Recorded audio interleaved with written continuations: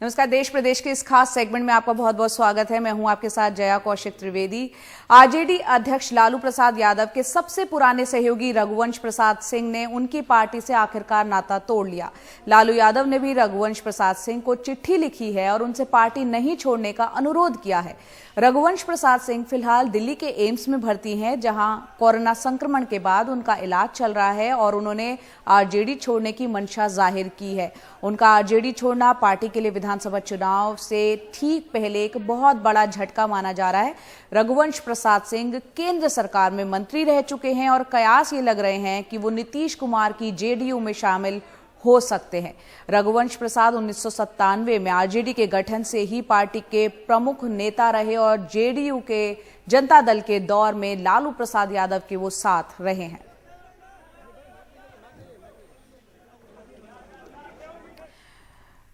तो 74 साल के रघुवंश प्रसाद सिंह ने लालू यादव को हाथ से लिखे एक पत्र में कहा कि कर्पूरी ठाकुर के निधन के बाद से मैं 32 साल तक आपके पीछे खड़ा रहा, पर अब और नहीं, मुझे माफ कर दे। माना जा रहा है कि भ्रष्टाचार के केस में लालू यादव के जेल में जाने के बाद से जिस तरह उनके बेटे तेजस्वी यादव आरजेडी को चला रहे थे, पार्टी को चला रहे थे, उससे रघुवंश प्रसाद सिंह नाराज थे।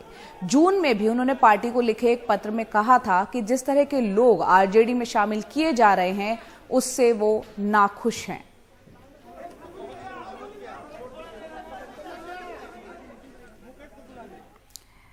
और अब बात करते हैं बीपीएससी कैंडिडेट्स यानी अभ्यर्थियों की। उनका प्रदर्शन लगातार जारी है। गुरुवार को बीपीएससी के अभ्यर्थियों ने पटना के बिहार लोक सेवा आयोग कार्यालय के सामने मूक प्रदर्शन करने के बाद मुख्यमंत्री आवास का घेराव करना वो चाह रहे थे, लेकिन भारी संख्या में तैनात पुलिस बल ने इन कैंडिडेट्स को बेली रोड पर ही रोक दिया। इस दौरान नारेबाजी भी की गई। दरअसल 1.5 साल से बीपीएससी का रिजल्ट जारी नहीं किया गया है, जिसको लेकर सरकार से रिजल्ट जारी करने की मांग यहां पर ये अभ्यर्थी कर रहे हैं।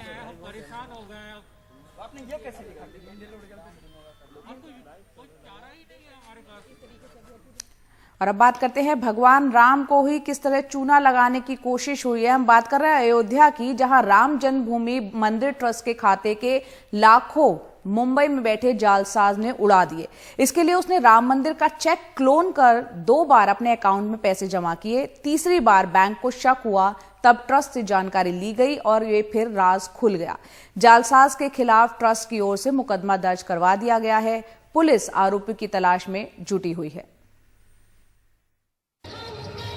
अब रामलला के मंदिर के लिए जमा रकम भी ठगी से निकाली जा रही है। अयोध्या के स्टेट बैंक ऑफ इंडिया में राम जन्मभूमि मंदिर ट्रस्ट के अकाउंट हैं। कल दोपहर स्टेट बैंक की क्लियरिंग ब्रांच में जब 9,86,000 का चेक पहुंचा तो शक होने पे बैंक ने ट्रस्ट के महासचिव चंपत राय से जानकारी की। मैंने उत्तर दिया मुझे मालूम नहीं है, चेक करना पड़ेगा। और मैंने अपने अकाउंट सेक्शन से पूछा तो उन्होंने भी अनभिज्ञता जाहिर की। ये बात हमने लखनऊ के एसबीआई के उस व्यक्ति को बताई जिसने सवाल किया था। बैंक ने ट्रस्ट के नाम पे कैश हुए और चेकों के बारे में छानबीन की तो पता चला कि 2 और चेकों को क्लोन कर ट्रस्ट के खाते से 6 लाख रुपए उड़ा लिए गए हैं। 1 सितंबर को चेक नंबर 740799 से 2.5 लाख रुपए और 8 सितंबर को चेक नंबर 740800 से 3.5 लाख रुपए निकाल लिए गए। दोनों चेक मुंबई में पंजाब नेशनल बैंक में जमा हुए। 9 सितंबर को 9,86,000 का चेक मुंबई में बैंक ऑफ बड़ौदा में जमा हुआ। स्टेट बैंक ऑफ इंडिया ने इसी चेक के बारे में जब ट्रस्ट से जानकारी की तो मामला खुला। 2.5 लाख का चेक उसने 1 सितंबर को जमा कर दिया। हमने ध्यान नहीं दिया, कोई ध्यान देता भी नहीं, हमारा भुगतान अकाउंट अलग है। 3.5 लाख का चेक उसने 8 सितंबर को जमा किया। जब एक ही आदमी लगातार चेक दे रहा है तब उन्होंने तीसरे चेक पर हमसे पूछ लिया। मामले की एफआईआर अयोध्या कोतवाली में दर्ज कर ली गई है। पुलिस का साइबर सेल मामले की जांच करेगा। पुलिस ये जानने की कोशिश कर रही है कि राम मंदिर ट्रस्ट के अकाउंट के चेक क्लोन कैसे हुए। क्लोन हुए सारे चेक ट्रस्ट की चेकबुक में मौजूद हैं। मुंबई के जालसाज को ये चेक कैसे मिले, क्या बैंक से चेक जारी होते वक्त ही क्लोन हो गए या अयोध्या में किसी ने चेक क्लोन कर लिए? जांच टीम इन्वेस्टिगेशन में लगा दी गई हैं। लखनऊ की हमारी टीम गई है, उनसे बातचीत हो रही है और जिस व्यक्ति के अकाउंट में पैसा गया है वो महाराष्ट्र का अकाउंट शो कर रहा है, वहाँ भी हम लोग पता कर रहे हैं, उस अकाउंट को सीज कर दिया गया है। हैरत सिर्फ ये नहीं है कि जालसाज ने इंसान तो इंसान, भगवान को भी नहीं बख्शा, लेकिन उससे बड़ी हैरत उस दुस्साहस पे है जो रामलला के मंदिर के खाते से रुपया उड़ाने के लिए चाहिए। अयोध्या में प्रमोद श्रीवास्तव और लखनऊ में कैमरामैन राजेश गुप्ता के साथ कमाल खान, एनडीटीवी इंडिया। और अब बात करते हैं हरियाणा के कुरुक्षेत्र की, जहां के किसान केंद्र सरकार के विरोध में कल जबरदस्त प्रदर्शन करते हुए, आंदोलन करते हुए सड़कों पर नजर आए। केंद्र के 3 अध्यादेशों से किसान बेहद नाराज है। इन अध्यादेशों के मुताबिक मंडी से बाहर भी व्यापारी किसान की फसल खरीद सकेंगे। दाल, आलू, प्याज, अनाज, खाद्य तेल की स्टॉक सीमा नहीं रहेगी और कॉन्ट्रैक्ट फार्मिंग को बढ़ावा दिया जाएगा। भारतीय किसान यूनियन के साथ साथ कई किसान संगठन इन तीनों अध्यादेशों का संयुक्त विरोध कर रहे हैं। कुरुक्षेत्र में किसानों के इस विराट प्रदर्शन से निपटना पुलिस के लिए आसान नहीं था। उन पर लाठीचार्ज हुआ। गुस्साए हुए किसानों ने पथराव किया और कुरुक्षेत्र अंबाला हाईवे को कई घंटों के लिए जाम कर दिया। वो केंद्र सरकार के 3 अध्यादेशों का विरोध कर रहे थे। भारतीय किसान यूनियन को इस प्रदर्शन की इजाजत नहीं दी गई थी। सरकार का आग्रह था कि कोरोना को देखते हुए किसान रैली ना करें। मेरी सभी जो कल का जो आह्वान किया हुआ है रैली का कुछ किसान संगठनों द्वारा, उनसे हाथ जोड़ के नम्र निवेदन है कि ये कोरोना का संकट है, पहले ही बहुत ज़्यादा ये बीमारी फैली हुई है, कृपा करके कुछ दिनों के लिए इस आंदोलन को स्थगित करें। किसानों की सबसे बड़ी चिंता ये है कि उनका कहना है कि सरकार कहीं इन अध्यादेशों के लाने के बाद फ्यूचर में एमएसपी सिस्टम को ना खत्म कर दे। पुलिस की लाठियां खाकर भी किसान हाईवे पर डटे रहे। आखिरकार जिला प्रशासन ने उन्हें पीपली जाने की इजाजत दे दी, जहां उन्होंने प्रदर्शन करना था।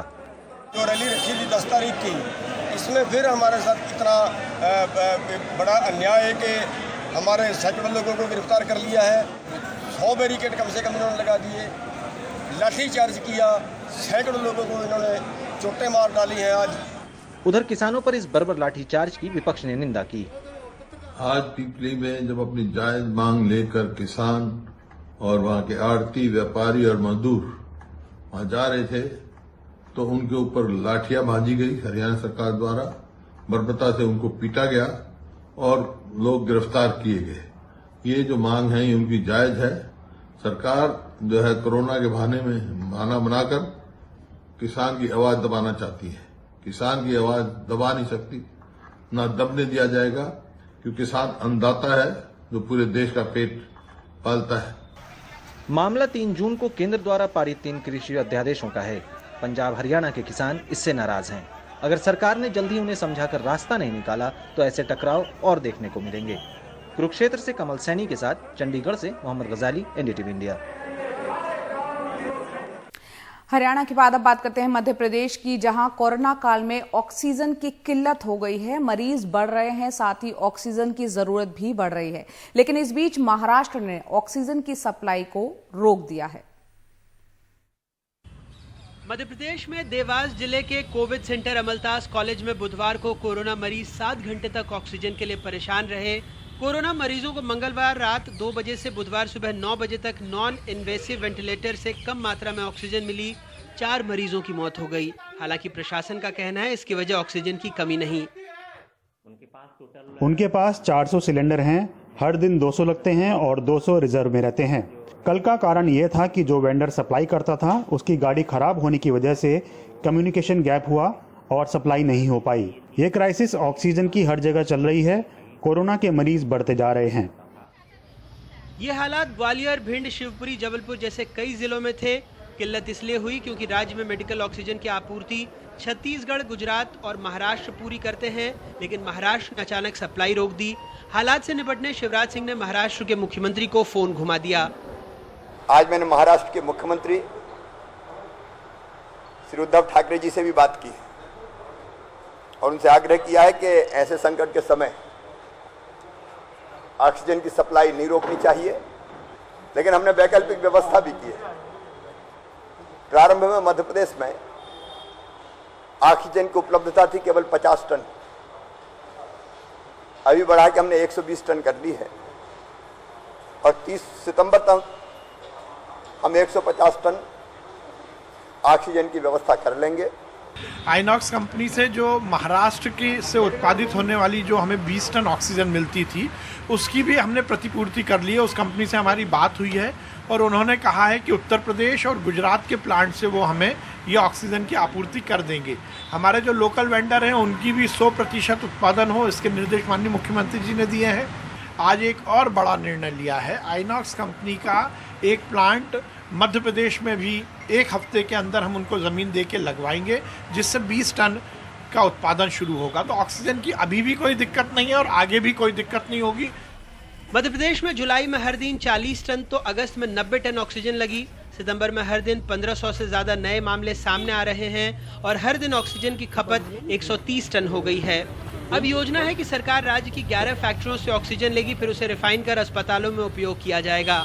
राज्य में 44.5 टन ऑक्सीजन हर दिन बनता है, लेकिन इसका उपयोग उद्योग करते हैं। प्रदेश में 160 टन ऑक्सीजन स्टोरेज क्षमता है। विपक्ष का आरोप है ये सरकार की विफलता है। मध्य प्रदेश की सरकार ने वैकल्पिक इंतजाम क्या किए? कोई एक इंडस्ट्री तो बनाती नहीं है और कोई सरकारें इस आधार पर रोक टोक नहीं करती हैं कि फलानी स्टेट को देना, ढिमाकी स्टेट को मत देना। तो जो लोग इतनी मूर्खतापूर्ण बातें कर रहे हैं कि हमारे लिए इसलिए ऑक्सीजन नहीं दे रहे हैं कि हमारे यहाँ बीजेपी की सरकार है, इससे ज़्यादा जो है अनुत्तरदायी सरकार कोई हो नहीं सकती। महाराष्ट्र की कमी दूर करने के लिए छत्तीसगढ़ के भिलाई स्टील प्लांट से भी ज्यादा ऑक्सीजन मांगी गई है। सूत्रों के मुताबिक केंद्र सरकार भी ऑक्सीजन की सप्लाई पर मध्य प्रदेश में सीधे नज़र रखे हुए है, लेकिन ये घटना बताती है कि किस तरह स्वास्थ्य हमारी प्राथमिकताओं में नहीं है। हुक्मरानों के भाषण में चुनाव के वक्त ये आता है या फिर महामारी के वक्त ही, बाकी स्वास्थ्य सेवाओं को लेकर कोई खास तैयारी नहीं होती। मध्य प्रदेश में अपने ब्यूरो सहयोगियों और भोपाल से कैमरा पर्सन रिजवान खान के साथ अनुराग द्वारी, NDTV इंडिया।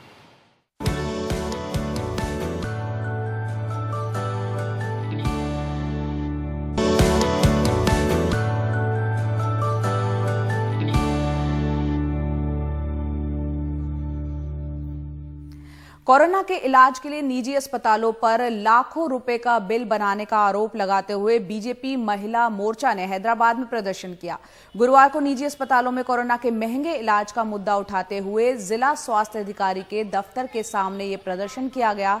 कोरोना के बढ़ते खतरे के बीच इलाज पर आने वाला खर्च भी एक बहुत बड़ी समस्या है।